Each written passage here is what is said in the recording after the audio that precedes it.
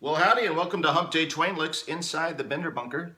This is Hump Day Twang Lick number 17, and it's the first Hump Day Twang Lick of May 2018. And so, of course, if you're new to this, every Wednesday Hump Day we do Twang Licks, standard Twang Licks, no B-bender involved in these. And every month we also have a new backing track to do the monthly Twang Licks over. So I'm about to introduce you to May's backing track. It's a little something I think Johnny Cash would have been at home with when he was cutting wax back at Sun Records there in the late 50s. Please forgive me for the ceiling fan. It's the introduction to the ceiling fan to a first ever Bender Bunker lesson. You will notice a wall unit in the background, and boy is that too noisy for these lessons. So the ceiling fan is doing a great job of what I like to call providing life-giving air. Because it's getting a little bit warm here in Central Texas, and the Bender Bunker is heating up. And it's not just the Twang Licks, it's just plain hot.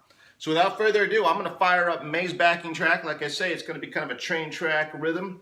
And once it loops over, I'm going to play this week's Hump Day Twang Lick over it a couple times so you can decide if you want in. All right, let's kick off May.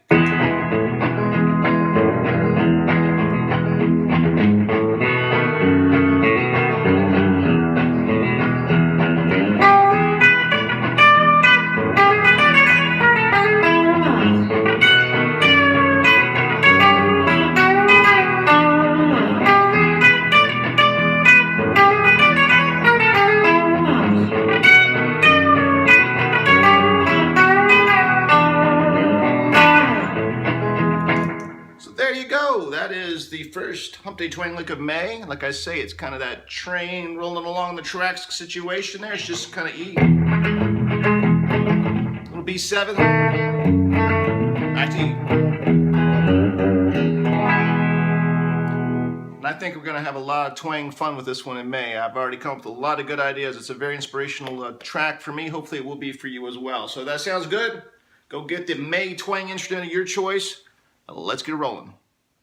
All right, the twang train is loaded up and ready to leave the station for Hump Day Twang Lick number 17 with what you just heard, the May's backing track, a very obvious kind of influence from Johnny Cash there during the Sun Record years. And in light of that, I think that was my influence to do what's very common in country twang guitar players, kind of overt, obvious call-outs to players from the past that you admire. And that's why I kind of got the whole Twang Lick party started this time with a call-out to Luther Perkins.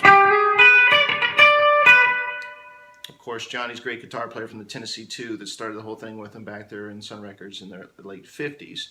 And so that's this, how can you go forward when you don't know where you've been? So it's important to, pay a little homage to the late great twang players from the past, and that's why we're starting this party. And in light of that, we are going to start learning the lick with this section right here.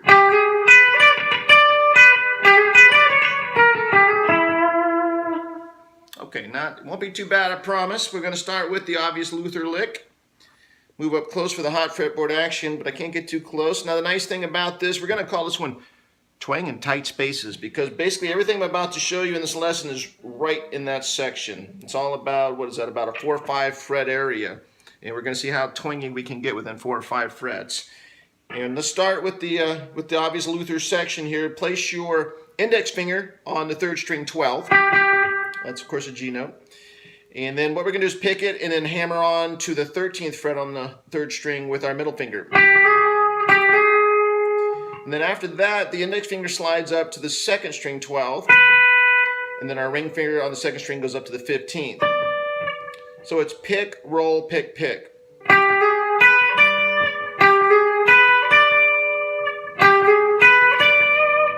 Now, when we get up to 2nd string on the 15th, where we are now, it's going to be note, 2 dead notes, note. So listen for that now.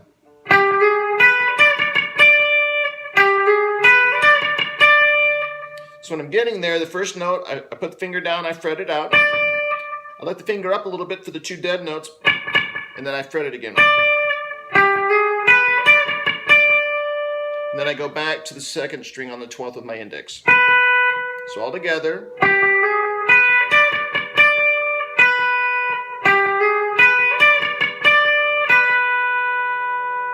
All right, so kind of the speed of the lesson, it was.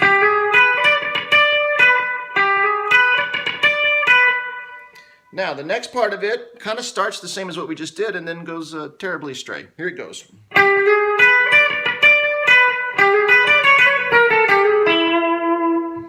Okay, so the first 4 notes of this next part are kind of exactly the same as what we did before. It starts on the 3rd string 12th and then hammers with the middle finger like we did. Index finger goes over to 2nd string 12, and ring goes up to the 15th on the 2nd string just like we did before. So it's now when we get up there, we're not doing that note, 2 dead notes note thing again. It's completely different. To get there, it's so now we know. Now when you're there right now with your ring finger on the 15th on the 2nd, we're going to walk it down like this. So we go, hit the 2nd string 15th, middle finger goes down to the 14th 2nd string, index finger goes down to the 12th on the 2nd string, and when you pick it, you hammer it with your middle finger on the 14th. That sounds like this. So I'm picking that 2nd string 12th my index, and then right after I pick it, I hammer the 14th with my middle finger and come back to where my index finger still is on the 12th.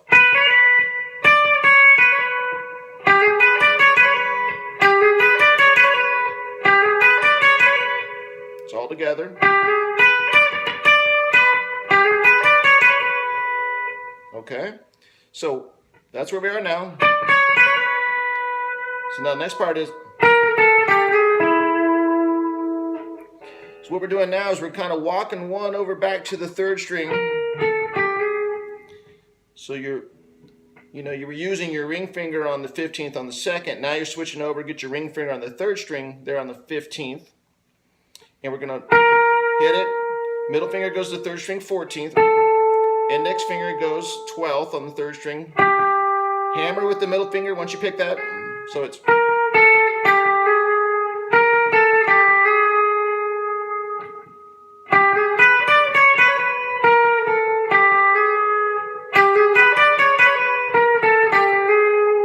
And then we end it by putting our ring finger on the 4th string 14th. It's an E note, because this is an E. So, slowly from the top.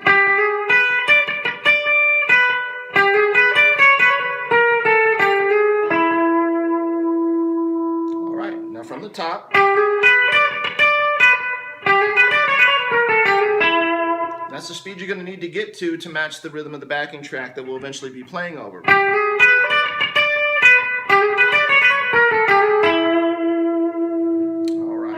Go grab a beverage because it is a little bit warm here in the bunker like I mentioned before, and we're going to get to the end of this when I get back from the fade. All right, I'm back and I'm hydrated. Let that be a lesson to the young twang players. Always stay hydrated. All right, we are going to learn the last half and final part of it. It sounds like this.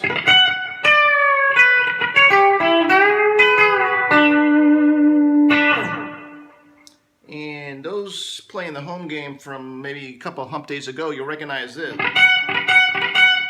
That's from Hump Day Twang Lick 15 vibe. That's where we called it the 3 dead down, 1 live up. And that's referring to the picking pattern of 3 dead notes down, coming back up to a live note. And that's what you just heard there. And the live note in this case is my ring finger on the high E 14th. And my index finger is falling behind it on the 12th, and it's deadening those top 3 strings. So I've got the top 3 dead, but I have my ring finger on the high E 14th in position to be live when I come back up with that top note. And so I've got my pick going 3, 2, 1 on the strings down, dead. And then coming back up on the high E on that 14th in tempo.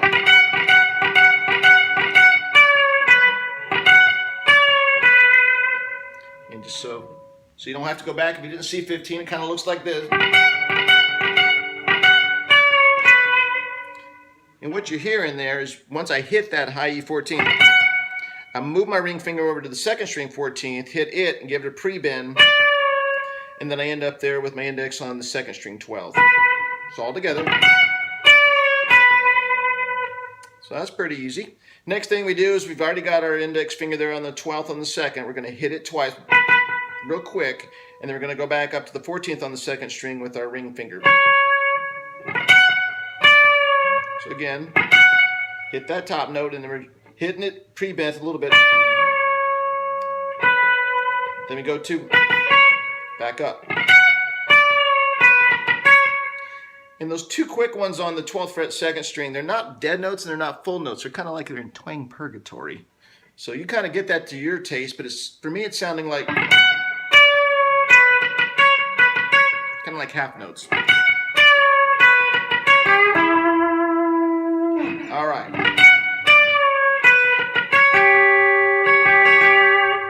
So when we do the 2 and then back to the 2nd string 14th with our ring finger, we then take our index finger, go to the 3rd string on the 12th, hit it and give it a little bit of a bend.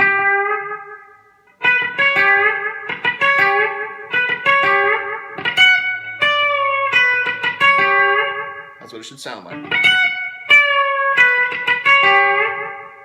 And then we end the party with our middle finger coming over to the 4th string 14th. And that's hitting the root note of E, which is what this is in.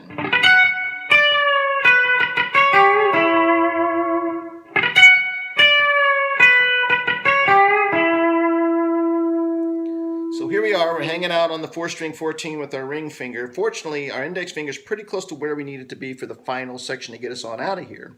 It's going to drop down to the 3rd string 11th fret, and then I'm going to pick it and bend it up a whole step and hold it there.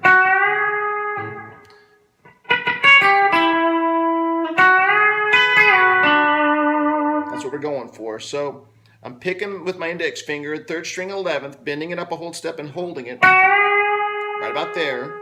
Hold it. Now, my ring finger falls in, hits the 12th fret 2nd string. I come back to the still bent 3rd string, hit it and let it down.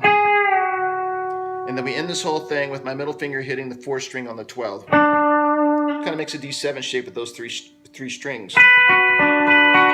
So it's...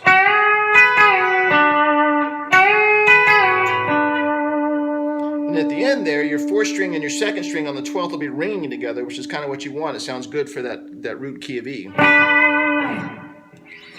So, all together that second half.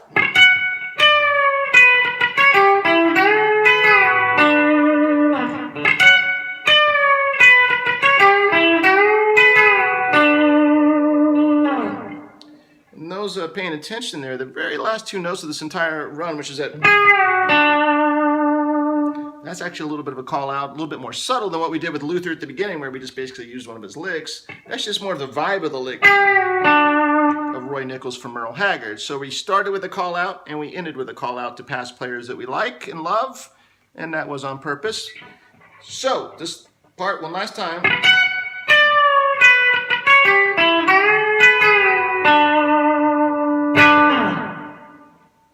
All right, I'm going to try from the top, and then we're going to fire up the loop pedal and get on out of here. So here we go.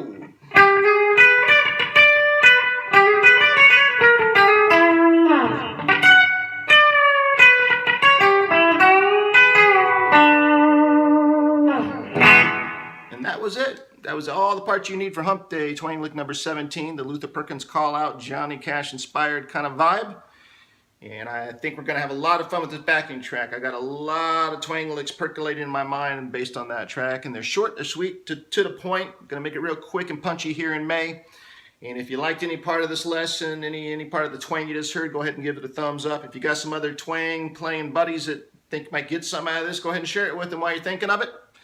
And for me, I'm going to go work on next week's twang lick. But before we do, of course, I'm going to fire up the loop pedal. That rhythm's going to come back in. You're going to notice probably a little bit faster what we've been playing at so far, so get it ready. And then what I'm going to do is what a viewer suggested. After I play it once or twice, I'm going to get on out of the way and let the audio keep playing, so you'll have the audio backing track to play this lick over so you can work up your speed and get the parts fluid. And I think that's a great suggestion. So to the viewer that suggested that, thank you. And so I'm going to let this baby run for a while after I stop playing, so you'll have something to play over. So as always, in the Bender Bunker, it's never too late to go on a bender. I hope you do tonight, and I will see you next week. Enjoy yourselves. Let's do it.